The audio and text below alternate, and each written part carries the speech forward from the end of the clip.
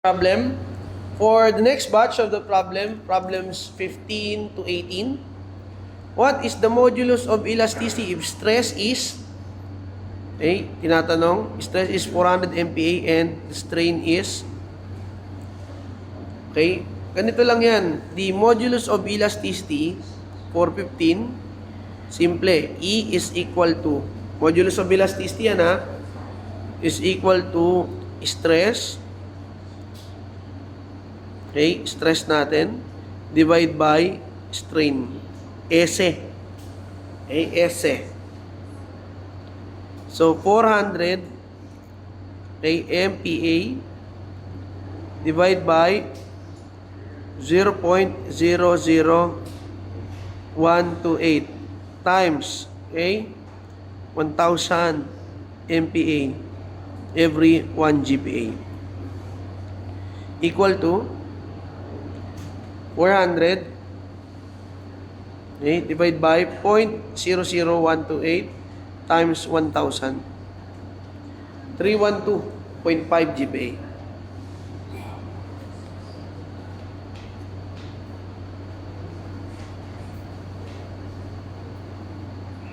Basic.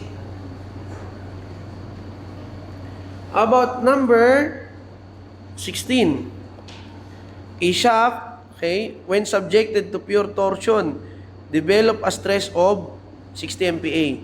The polar moment of inertia is, okay, 7.1276 times 10 raised to negative 7 meter to the fourth power. Determine the maximum torque the shaft could handle. Okay? Paano kaya? Hirap ah.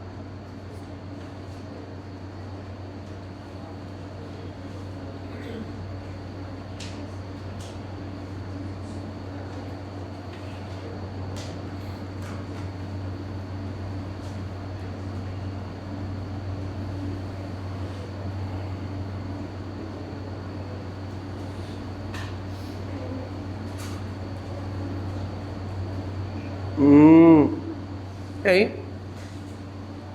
Determine the maximum torque of the shaft. Meter to the fourth ba to? Anong alam nating formula sa torque? Okay. That is sa 16, that is stress, okay, is equal to 16T over pi d cube. Ano yung polar moment of inertia ng shaft? Alam niyo ba yon? What is the polar moment of inertia ng shaft? That is J.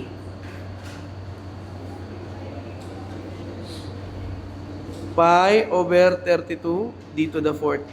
So, solve mo yung d to the fourth. Okay? So, d to the fourth is equal to 32 na j divide by pi. So, fourth root to. Okay?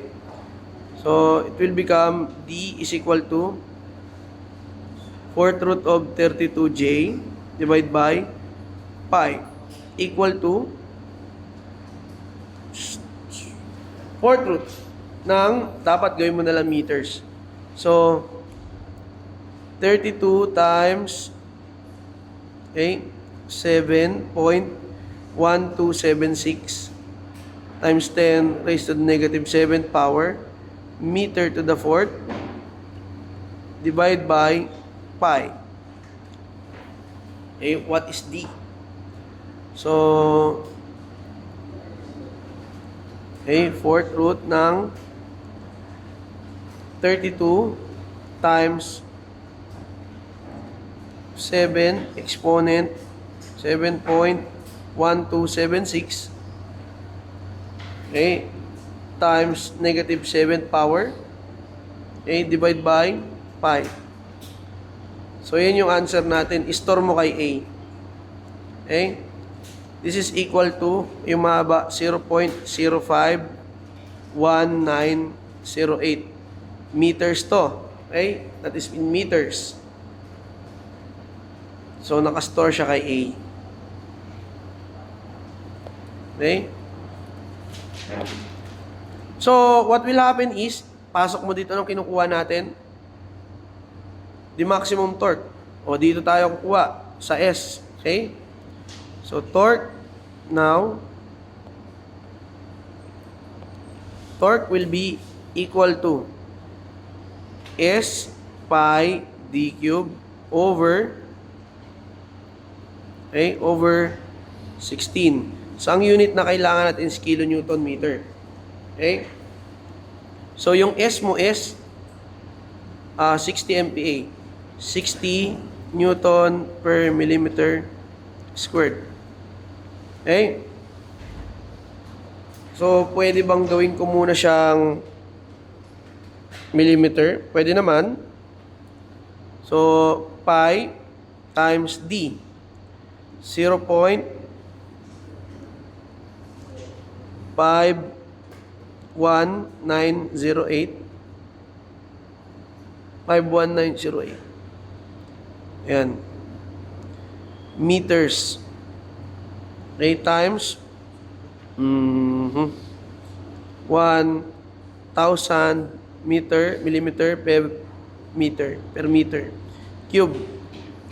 Divide by 16. Ang kailangan ko is kilonewton meter. So, times 1 kilonewton, 1,000 mm. Okay, times meter. 1,000 mm, 1 meter. Cancel same units. Okay? So, Newton. Okay, mali ito nasa baba. Dapat to Newton. This is Newtons. Cancel na. Si millimeter dito, millimeter. Matitira 1 meter. Okay?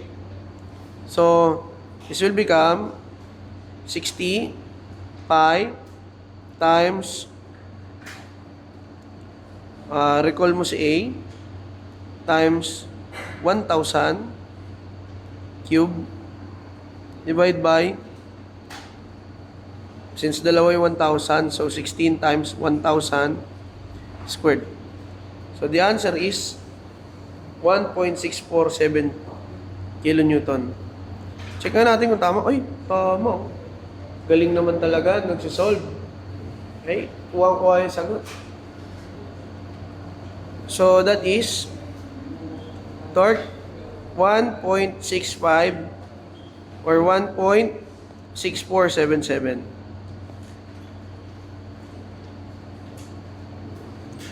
kilonewton meter. So, anong ginawa ko? Okay?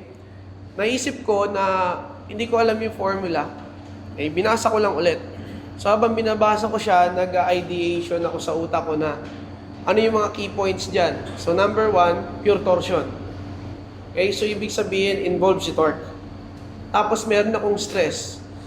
Yung polar moment of inertia is alam kong laging J yun. Okay? Since that is a circular shaft, yung J mo is J over 32 d to the 4th. So, kukunin ko ngayon sa polar moment of inertia yung D.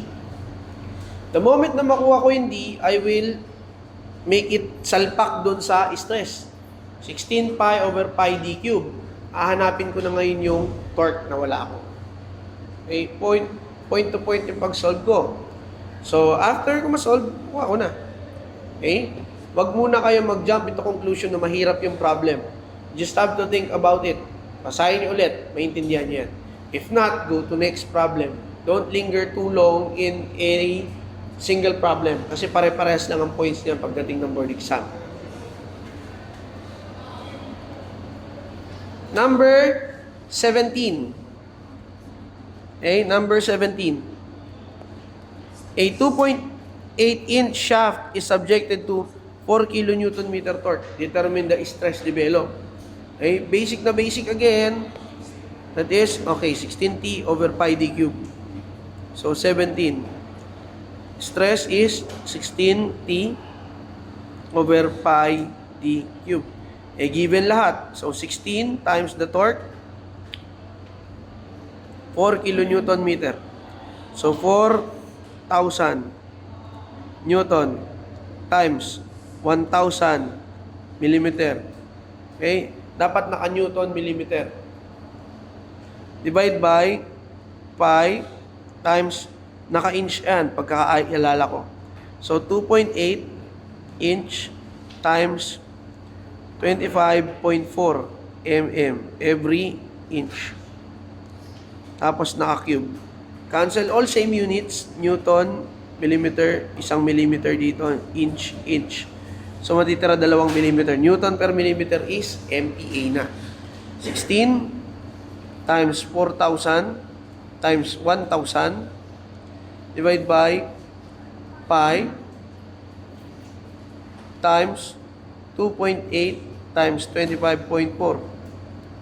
Cube natin yan. So, 56.63 MPa.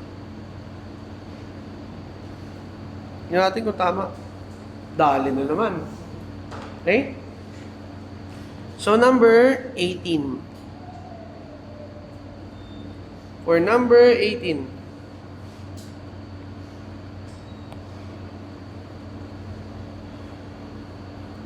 determine the force necessary to punch a hole.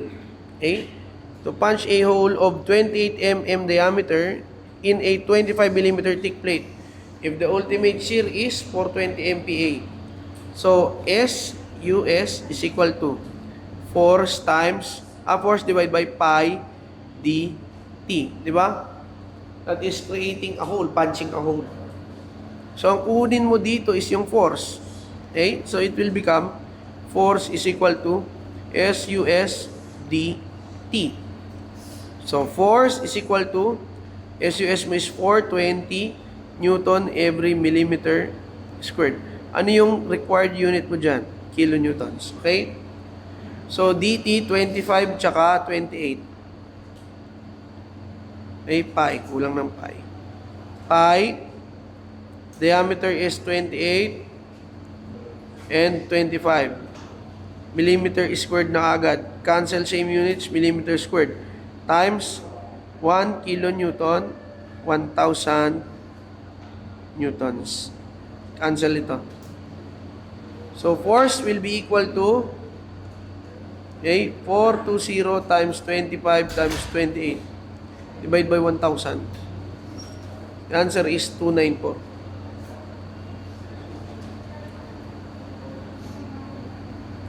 Tignan ulit natin yung answer. Bakit ganun? To punch a hole.